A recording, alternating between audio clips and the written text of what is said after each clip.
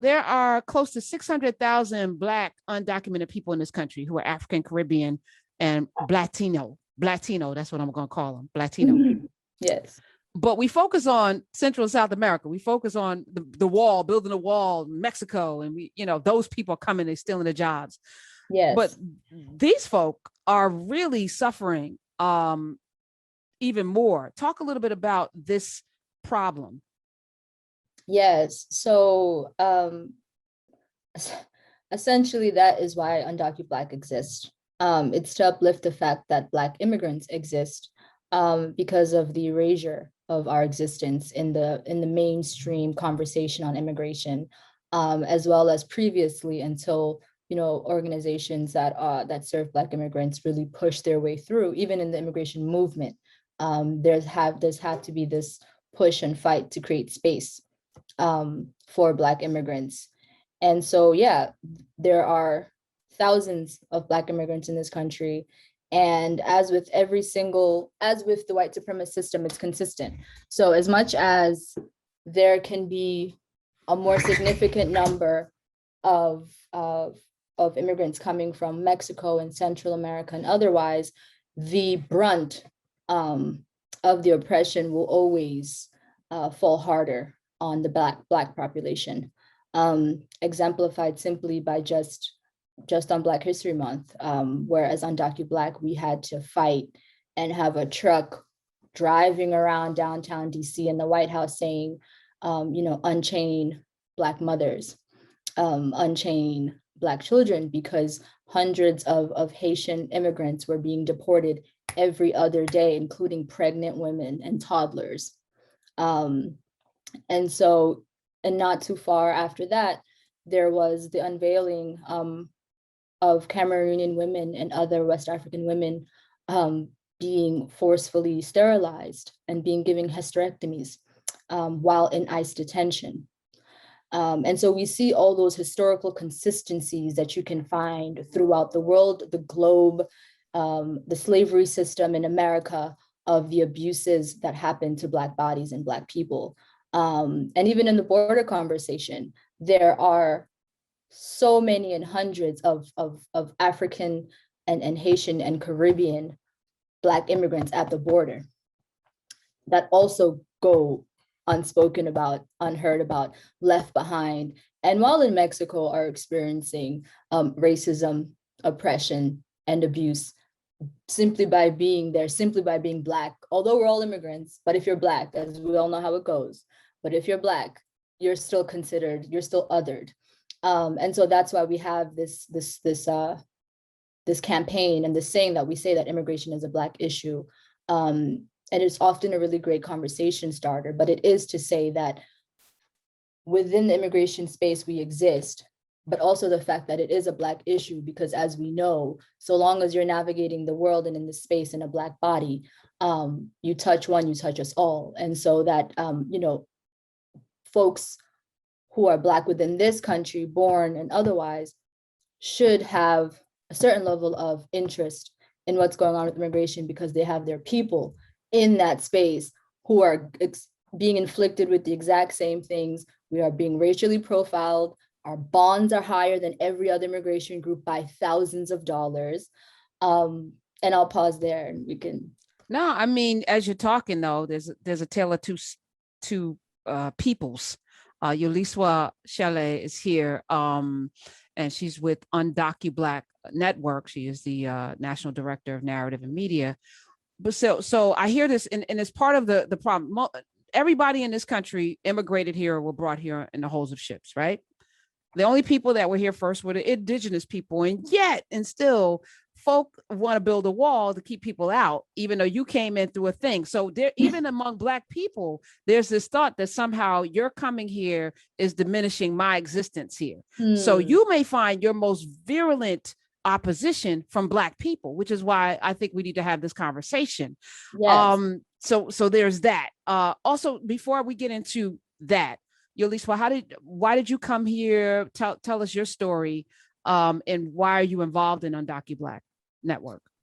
Yes. So for me, I'm from South Africa. My family migrated here at the tail end of apartheid, when it wasn't sure whether or not civil war was about to break loose, where the white folks who had really, benefited from the system were now shook and worried that we were going to do to them what they did to us. And we're fleeing, with that privilege of being able to free Black to Holland and England and even here. And so my family came here during that time in the very, very early 90s. And I've been here ever since. And so I've been here my whole life, aside from the 3 years of being in South Africa, but the majority and bulk of my growing up has been in this country here.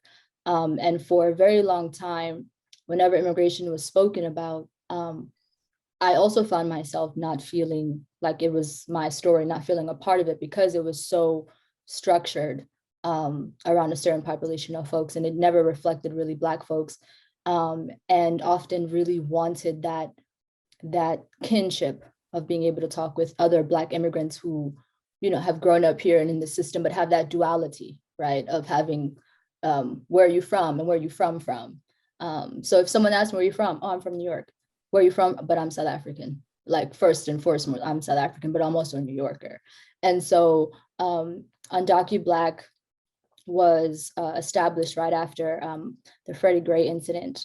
And it was established based on that, and it's similar to the past summer. So the tale of two sides of the coin in terms of Blackness is that I have spent most of my life out in the streets, protesting when it's time to protest, fist up when it's time to be fist up.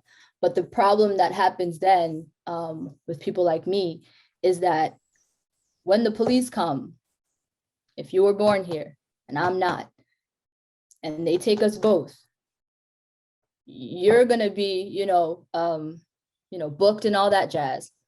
I'm gonna be booked, and then I'm gonna be sent home with nothing, and sent back to South Africa with nothing to start back from zero. And so those have always been like that road where we're both Black and we're navigating the space the same, but my life has a lot of, and we're risk. experiencing the same things. You have so much more at stake. So much constantly, more. Yes. Constantly. So, yes. So you're still undocumented. No, I have a DACA. I'm documented. Okay. So it's that Band-Aid status where, if a judge decides nope, then we're all like, oh no, and then another judge says yes, and then we're like, okay, it's okay for now. So one of those. Can we talk about that? Because in 2020, the Supreme Court upheld DACA.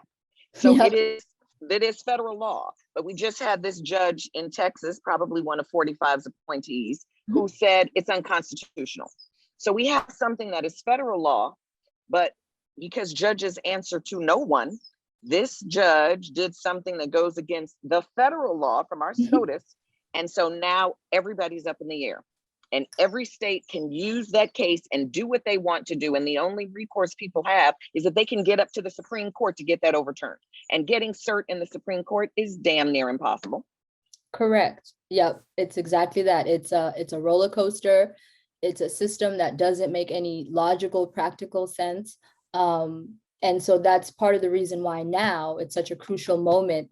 And we've been resisting and been fighting. And now we have a pathway to citizenship in the reconciliation package going on for building back America. And our stance has been saying that you cannot build back better without immigrants. Where immigrants, we were all frontline workers. There were tens and thousands of DACA-mented frontline workers who were saving lives and doing the most and making sure the country was staying afloat and moving forward. And categorized as essential workers, just like farmers as well. And now, after all of that, you're then back to, oh, by the way, I can lose status and my life can be turned back upside down. And so that's why now we're putting that pressure on the Democratic Party and the Biden administration to say the leadership that just says I'm better than the last guy is not good enough.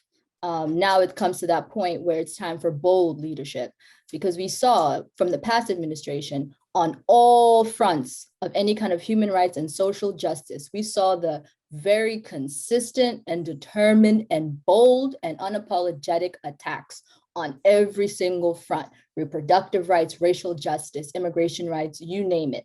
And so now coming in and just simply saying, oh, we're not them, though, is not going to be good enough. We're going to need, if you say that you're for the people and you're for human rights and all these other injustices and social justice movements, then that means now that you have to be bold and unapologetic about standing up for those things and keeping the promises that were made during elections. Because like, we're not taking the okie dokie anymore. We saw what happens when everybody relaxes, and then, you know, the full-blown Nazis come in, and then shit gets real.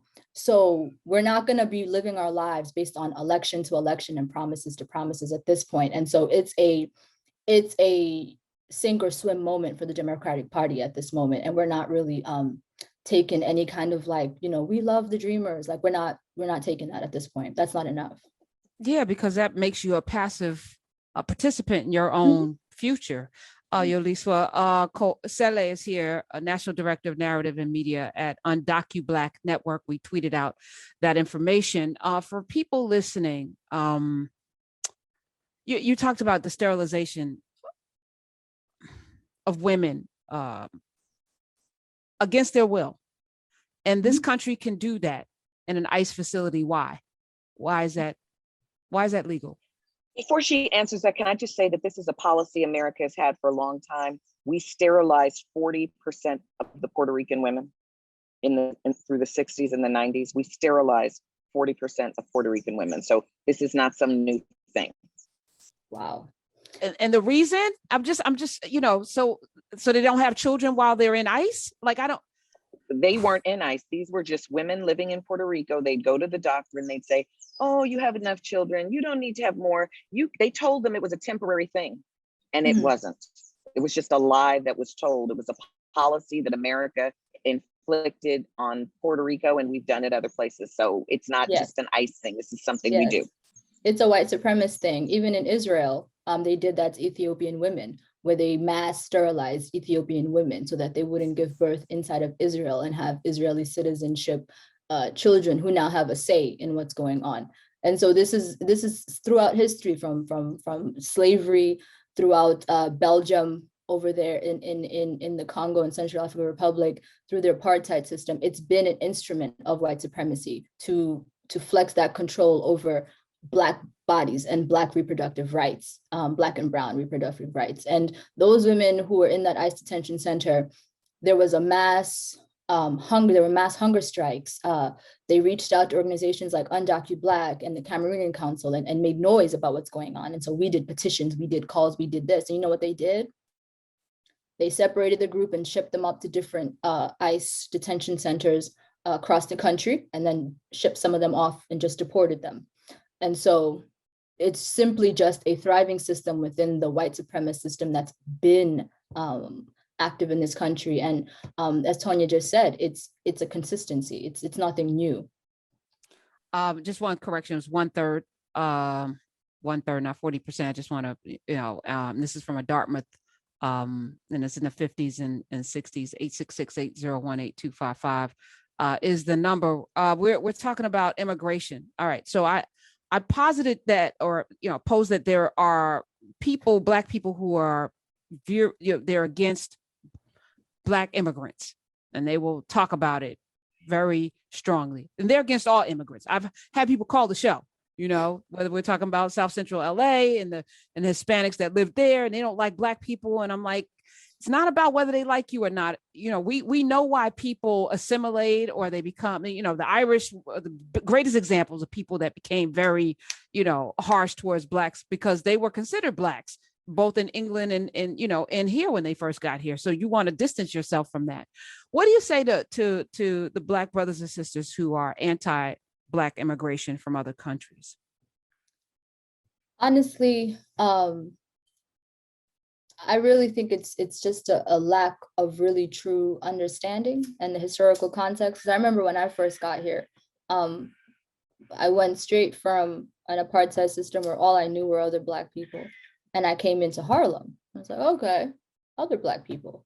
Only to then realize like, oh no, they're treating me differently and they're calling me names. And it was very confusing as a child to be othered by people that look just like me, after coming from a system that hated me. So it becomes this thing, and it's this conditioning as well, right? Like it's the conditioning of divide and conquer conditioning, because you cannot in one breath say, that you are for the liberation of Black people and all of this, and quote people like Kwame Ture, known as Stokely Carmichael, who is a Trinidadian who would have had DACA because he came here when he was 11. So Shirley Chisholm, who was correct. Also, yeah. There are Marcus Garvey. There are historical giants that are immigrants, if not children of immigrants. Cicely Tyson, all these people. You cannot quote Mandela, and then still on one end though, just be like, but also though, like people from South Africa can come here, but Mandela is great.